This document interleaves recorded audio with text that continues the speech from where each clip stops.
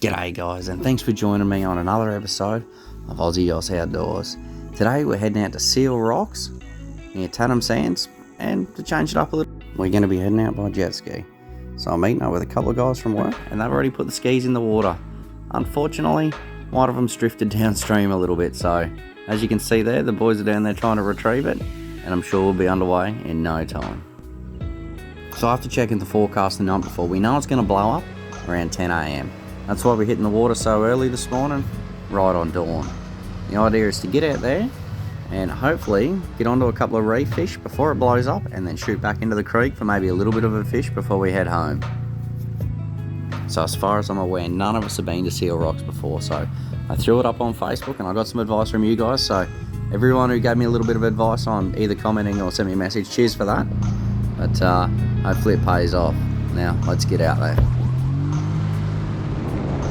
Now it's an incredibly still morning, as you can see by the reflection in the water, and I certainly felt it when we were unloading these jet skis. The sand flies were unreal, but it's all worth it when you can hammer out here at this sort of speed.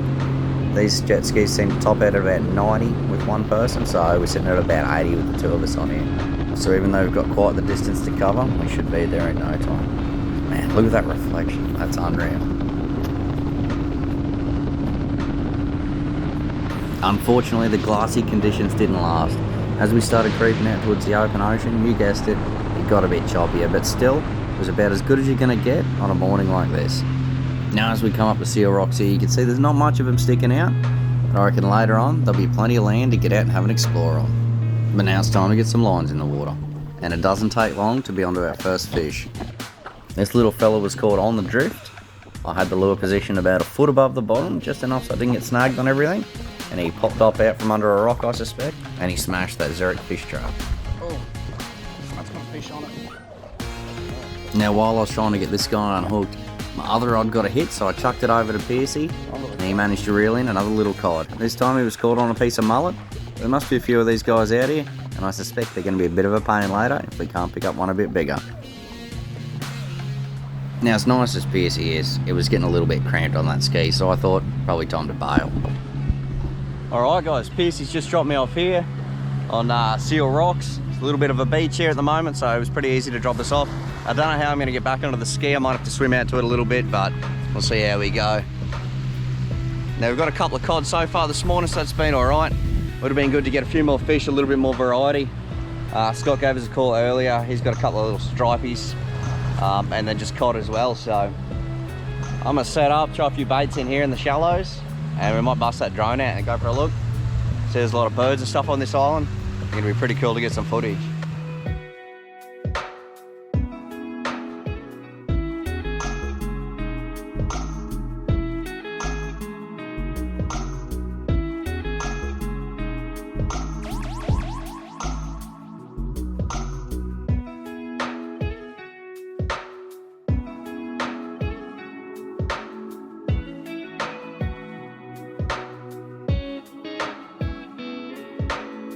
Now these guys mightn't have really liked the drone, but they weren't scared of me. They just did a big loop round and landed right where my gear was.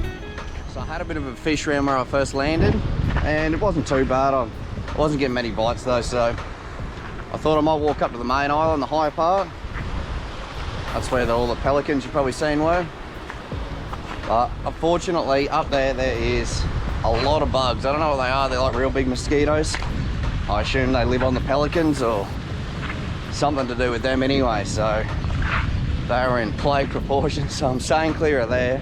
I'm going to head back to this other peninsula on the Rocky Bay, so we'll head out there. Well, there's still a fair bit of water lying around, and see if we can find some deep water to flick some lures in.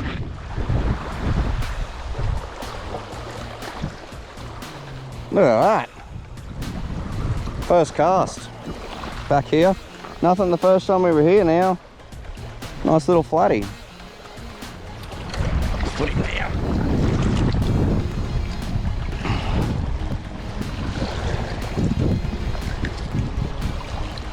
Look at that, beautiful little flatty. It took a while to get him unhooked, so we'll be quick to get him back in the water.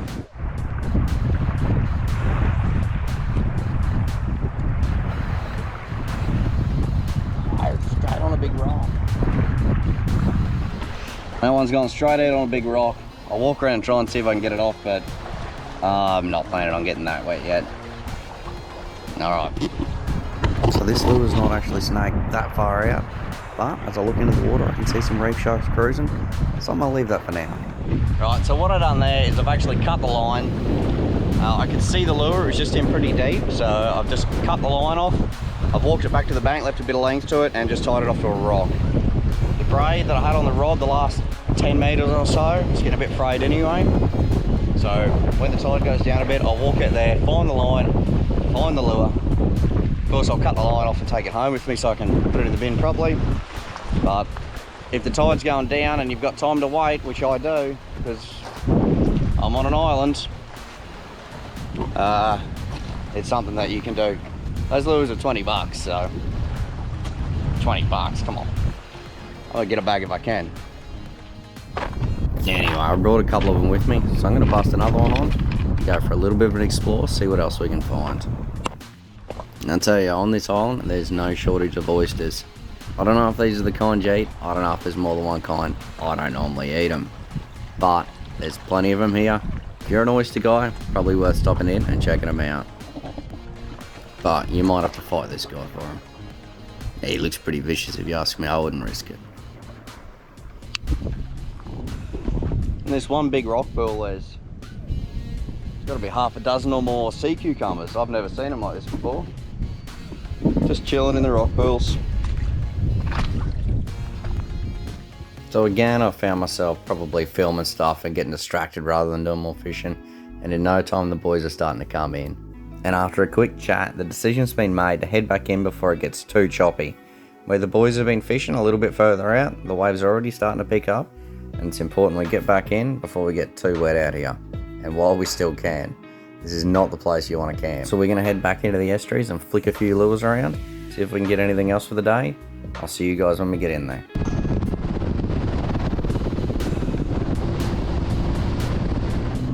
Now trust me when I say, it doesn't look too bad now. We're back in the creek systems, but on the way back, we got absolutely soaked. It was way too choppy. We should have headed back a lot earlier, obviously. We didn't really know that until we got into that open water, away from the shelter of those islands, but we got soaked. So watch out if you're out there, you can blow it quick. Anyway, the boys decided they want to head up to Rod's Bay, see if they can access that through the creek system with the water level the way it is. So we're going to shoot up there. Yeah, we'll drop a few lines and see what's around. Now we haven't been pulled up too long when Scott's hooked onto a little reef shark. We've seen plenty of these today. There's been a few of them hanging around that island, and now he's hooked on here.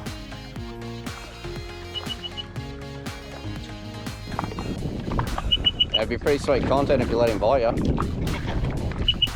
One bite.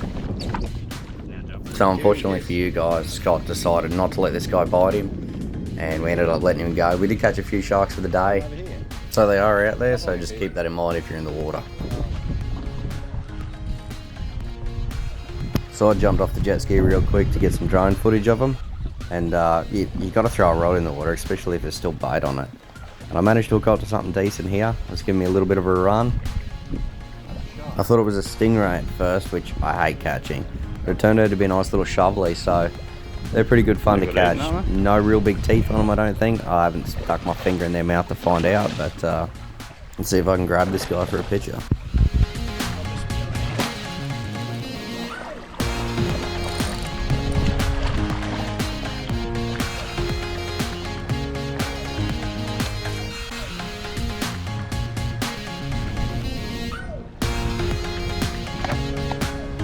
Chill there, man.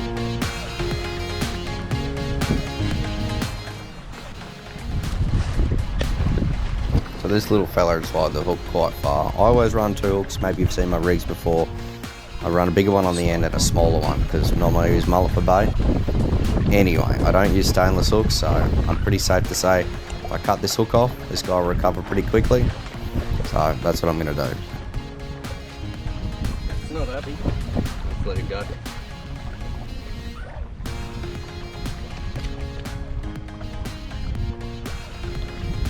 And he released like a little champion.